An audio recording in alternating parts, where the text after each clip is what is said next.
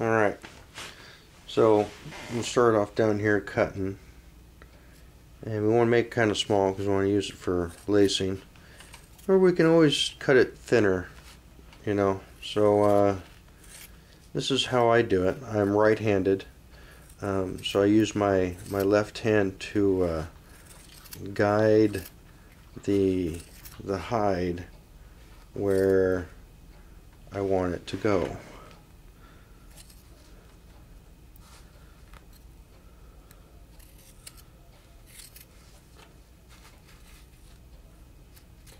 Ouch.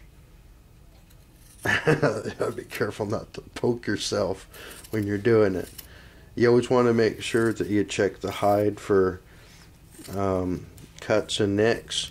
When you get to a point here where there's like a little bit of a corner, you can always cut it wide. Sometimes you never know what the pull of the leather will be either. Sometimes the pull of the leather will straighten it out when you go around a corner. Will straighten it out, or you'll be able to tell later. Or see how the pull changed when I went around the corner. I'll be able to straighten that out later. You can always cut it wide. You can never make it cut it thinner. You can always cut it thinner. You can never cut it wider. Something like that. Anyway, so as you go around, cut around this corner here. Once again, you want to make sure you check for any cuts, irregularities in the leather.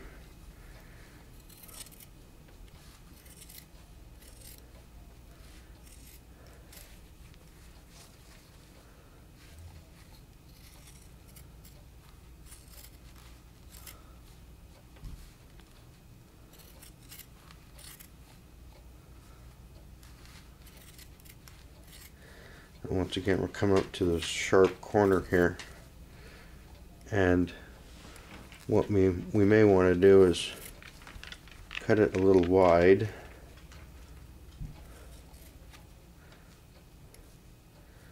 It's going to have a little pull on it. My hand is cramping. Alright. You can see how the stretched leather changes as I cut it. So I went around the corner and I'll cut it wide. Now all I've got to do is just nip off that little point right there if I want to. Sorry to get out of your point of view there.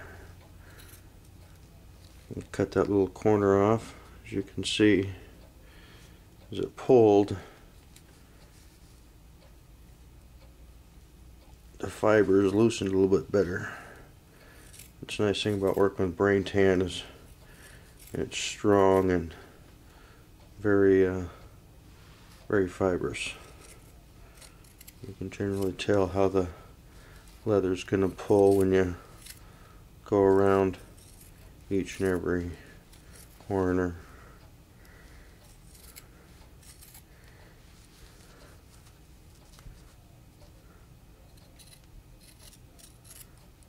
And here we come up on a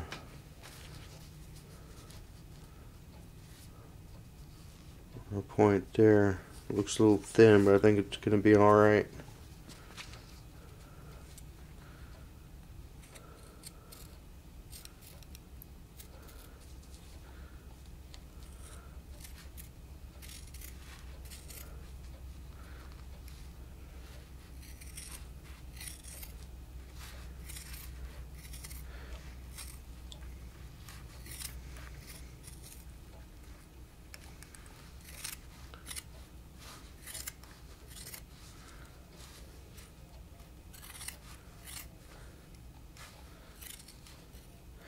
Once again, you just keep spiraling inwards as you cut.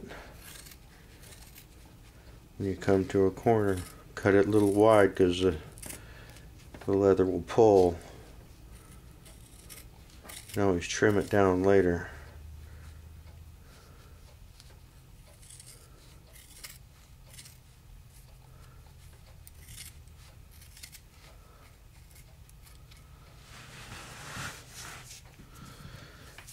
And once you get it down there, you pull it. You can can always cut it on the top side. Give you a little extra pull on the lacing here.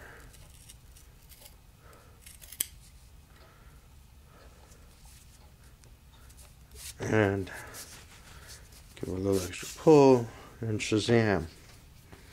So from the whole time that we've got that we've spent cutting here, we've got 6 feet of lace, all brain tan, and as you can see, it's still an odd shaped piece, but we're still able to get her done. And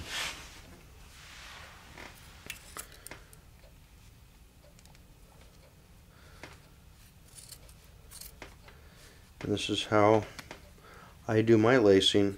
I'll use up all my scraps doing this, but you always want to make sure that you check for irregularities in the leather, such as cuts or wear holes, poke holes, or sometimes deep drag marks you don't want to deal with. So you want to be sure to cut around those. Nice thing about brain tan is they work so hard. And here we come to a crucial point here on this really thin, narrow twist. And we want to make sure that we cut it thin with a nice broad loop all the way around. So what I'm doing is I'm pulling on this to actually twist and cut as close as I can of a curve as I twist around on that. Now you see I come up with a really hard nipple on that, but I can trim that off, no problem. Or I can narrow it out here and see if I can cut some more of the angle off like that. And the leather's nice thing about brain tan, once again, is it stretches nicely and it comes out and it's nice and strong. Now I'm just going to go ahead and cut that little nipple off right there, and then continue on where I'm at. Now I just keep cutting right up along here.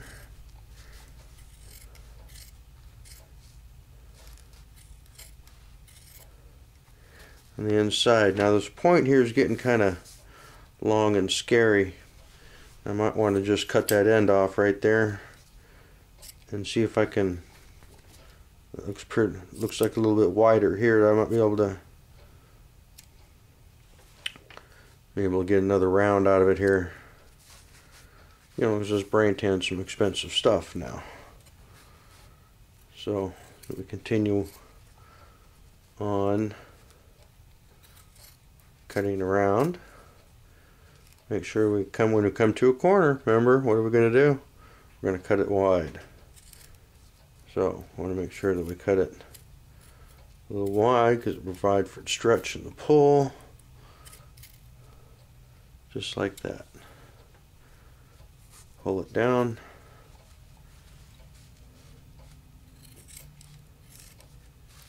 And continue on.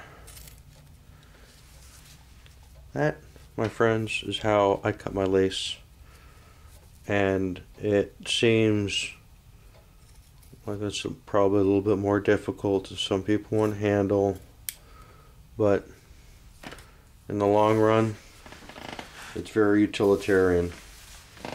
I now have almost 12 feet of lacing.